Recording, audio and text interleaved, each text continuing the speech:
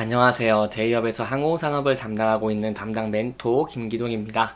자, 오늘은 수익성이 높은 인도네시아 운수권 확보에 대한 기대감이 증가하고 있는 티웨이항공에 대해 살펴보도록 할 텐데요.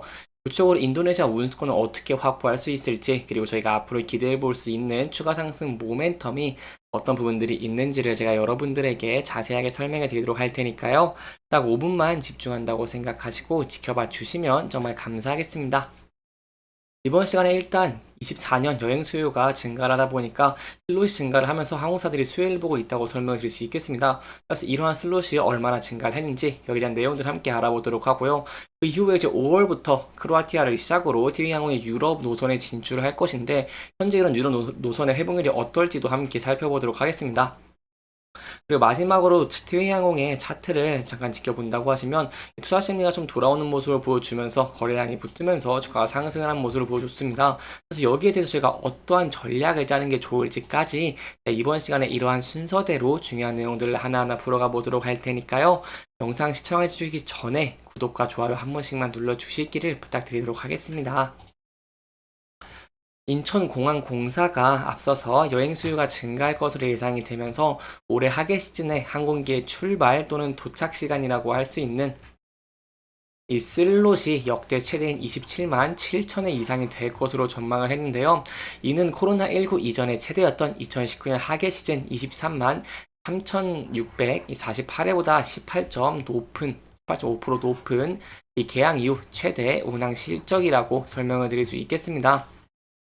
이렇게 항공사 전체가 하계 시즌에 역대 최대 성수기를 맞이할 전망이다 보니까 노선 확대나 아니면 이 증편을 통해서 급증하는 여객 수요에 대해서 대응할 전략을 가지고 있다라고 설명을 드릴 수 있겠습니다.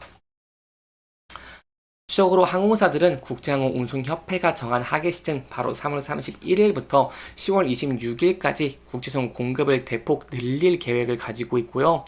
이와 관련해서 국토교통부 같은 경우에는 최근 국내외 항공사들이 신청한 2024년 국제선 정기편 항공운항 일정을 확정을 했습니다. 내용을 보시면 바로 4,528회로 이렇게 코로나 이전 수준의 98% 수준을 회복될 것으로 예상을 하고 있고요. 이는 지난해 하계 기간보다 주 520회 그리고 23년 동계 기간보다 주 228회 증가한 것으로 큰 폭으로 증가를 했고 이제 코로나 이전 수준을 거의 다 근접하면서 회복을 했다라고 설명을 드릴 수 있겠습니다. 그럼 여기서 저희가 중요한 것은 바로 그거겠죠. 어떤 거냐면 바로 티웨이항공이 앞으로 진출할 유럽 노선의 회복률이 어떨지 이런 부분들 지금부터 좀 설명해 드리도록 할 테니까요. 영상 시청해 주시면서 구독과 좋아요 한 번씩만 눌러 주시기를 부탁드리도록 하겠습니다. 지역별 회복률을 본다고 하시면 일단 미주 같은 경우 199%라고 설명을 드릴 수 있겠고요. 그리고 저희가 지금 중요하게 봐야 되는 이런 유럽 같은 경우에는 99%로 이제 큰 폭으로 회복을 했다. 이제 거의 다 회복을 했다라고 볼 수 있겠습니다. 그리고 이제 수익성이 좀 높다고 설명을 드릴 수 있는 동남아 같은 경우에도 이제 98% 정도 회복을 했다라고 볼 수 있겠습니다. 이 티항 같은 경우 제가 앞서 말씀드렸던 것처럼 이제 5월 자그레브를 시작으로 LCC 최초로 유럽 노선을 운항할 계획을 가지고 있고요. 또 대한항공으로부터 넘겨받은 파리, 로마, 그리고 프랑크푸르트, 뭐 이러한 노선, 바르셀로나 노선 같은 경우에도 연내 수차적으로 취항할 예정이기 때문에 이렇게 국제선 항공편이 증가를 하면서 유럽에 대한 노선 운항 회복률이 증가한다는 것은 티항공한테 큰 수혜, 바로 호재라고 설명을 드릴 수 있겠죠. 그래서 이러한 내용들 저와 함께 계속해서 이 국제선 항공편이 증가를 하는지 그리고 앞으로 여행 수요가 어떨지 이런 부분들 제가 계속해서 여러분들에게 설명해 드리도록 하겠습니다. 태양 같은 경우는 이렇게 항공편이 증가를 하면서 큰 수혜를 볼 것을 기대를 해볼 수 있겠고요. 그리고 여기에 대해 더해서 제가 좀 추가적으로 말씀드리고 싶은 게 있습니다. 제가 저번에 이제 영상에서 인도네시아발 노선 운수권에 대한 얘기를 좀 설명을 드렸습니다. 여기에 대한 내용을 간단하게 설명을 드리면요. 수익성이 높은 알짜 노선인 발리 노선이 포함되어 있는 만큼 동남아시아 노선 이런 인도네시아권 노선 운수권 확보를 위해서 눈치 싸움을 좀 시작했다라고 설명을 드렸었는데요. 그 중에서 이제 티웨이항공 같은 경우에는 바로 대구항공을 거점으로 뒀기 때문에 발리 노선 치안을 노리는 유력 잠재 후보로 거론이 된다고라도 이렇게 설명을 드리기도 했습니다. 네, 이러한 내용 중에서 이러한 상황에서 이제 상반기 내에 발리 운수권을 푼다는 내용이 나왔기 때문에 여기에 대한 내용들 여러분들에게 설명해 드리려고 합니다.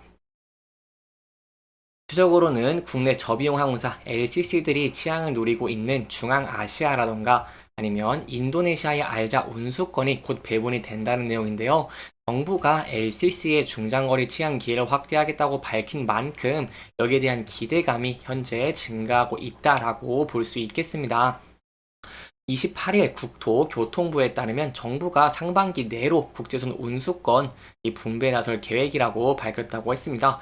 국토부 관계자는 여기에 대해서 추가 항공회담을 조율 중이기 때문에 구체적인 시기는 아직 정해지지 않았다고 말을 했지만 저희가 이제 상반기 내에 이제 이러한 내용들이 나올 것이라는 것을 기대를 해볼 수 있겠죠. 그래서 여기에 대한 내용들 나온다고 한다면 제가 여러분들에게 누구보다 빨리 전달해 드리도록 할 테니까요. 영상 지켜봐 주시면서 구독과 좋아요 한 번씩만 눌러 주시기를 부탁드리도록 하겠습니다. 국토부는 지난주에 중앙아시아 그리고 중앙아시아 카자흐스탄과 항공회담을 통해서 좌석제로 운영되던 운수권을 횟수제로 변경을 하고요. 인천 알미티를 주 7회로 증편을 하고 나머지 노선은 주 14회로 이렇게 분배하기로 결정했다는 내용입니다. 인천 알마티 같은 경우에는 아시아나 항공이 단독으로 주 5회 운항하던 노선을 이번에 증편된 2회가 좀 분배된다고 설명을 드릴 수 있겠고요. 나머지 14회 같은 경우에는 항공사가 인천 그리고 이런 알마티 노선을 제외를 하고 부산 알마티, 인천 아스타나 등 다른 노선을 신설을 하면 이에 대해 최대 14회까지 운수권을 분배한다는 의미라고 설명을 드릴 수 있겠습니다. 여기까지 중앙아시아에 대해 알아봤고요. 이제 인도네시아에 대해도 설명을 드리도록 하겠습니다. 일단 국토부 같은 경우에는 한국에서 이런 인도네시아 항공회담을 통해서 지방공항 말 발리 자카르타, 인천 마나도, 바탐에 각각 주 7회의 운수권을 신설한 바가 있고요. 또 몽골과는 부산, 울란바토르를 주 6회에서 9회로 늘리고 제주 양양, 울란바토르를 주 3회씩 이렇게 신설하기로 했습니다. 따라서 현재 배분 예정된 운수권 같은 경우에는 인도네시아의 주 28회 그리고 카자흐스탄의 16회와 몽골 9회로 이제 이번 주로 예정된 우즈베키스탄 항공회담 및 추가 항공회담 결과에 따라서 배분되는 운수권은 늘어날 전망이라고 설명을 드릴 수 있겠습니다. 이번 운수권 배분에서 어느 때보다 LCC들의 기대감이 큰 상황이라고 설명을 드릴 수 있겠는데요.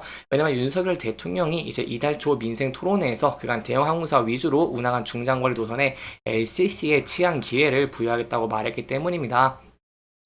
사실 이 상용 수요가 탄탄하고 관광 수요의 개발 가능성도 큰 중앙아시아의 스탄 국가와 인도네시아 발리 자카르타는 모두 알짜 노선으로 분류가 되고 있기 때문에 여기에 대한 노선을 티웨이항공이 확보를 할 수 있게 된다고 한다면 여기에 대해서 저희가 실적적인 측면에서 이 유럽과 더불어서 알짜 노선의 확보로 인해서 추가적인 실적이 좋아질 것을 좀 기대를 해볼 수 있겠죠.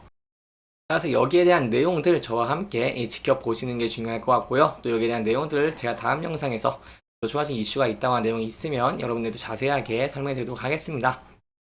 이렇게 여기까지 이제 티웨이항공의 앞으로 긍정적인 전망들을 좀 함께 알아봤으니 차적인 부분도 함께 살펴보도록 하겠습니다.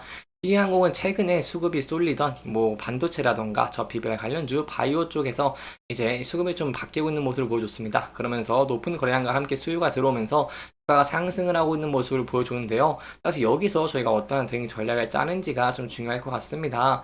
이 부근대에서 이 전에 저항을 받았던 이 부근대인 2,960원대 이 부근대에서는 저항을 받고 있는 모습을 보여주고 있기 때문에 이 부분을 돌파할 수 있을지 여부를 함께 지켜보시는 게 중요할 것 같고요. 돌파가 된다고 한다면 앞서서 이 저항을 받았던 구간대 3,200원대까지 상승할 가능성도 있다는 부분 염두에 두시면 좋을 것 같습니다. 이 부분을 좀 차트를 크게 보시면 한눈에 파악하기 쉬우실 것 같은데요. 여기 보시면 앞서서 이렇게 이 저항을 받았던 구간대이기 때문에 이 부근대를 돌파할 수 있을지 이 부분 함께 지켜보시는 게 중요할 것 같습니다. 하지만 주가가 하락을 하는 모습으로 보여주게 된다고 한다면 저희가 이제 하방으로는 2,500원까지 좀 열려 있다는 부분 염두에 두시면 좋을 것 같고요. 2,500원대 부분도 지지와 저항을 받았던 구간이 보이기 때문에 이 부분들의 지지를 받을 수 있을지 여부가 굉장히 중요할 것 같습니다.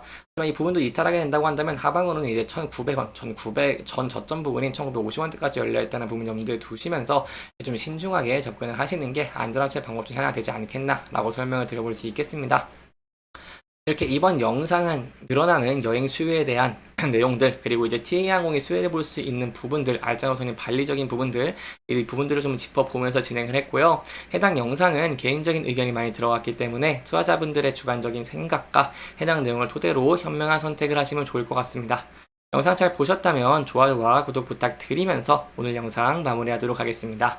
끝까지 시청해주셔서 감사합니다.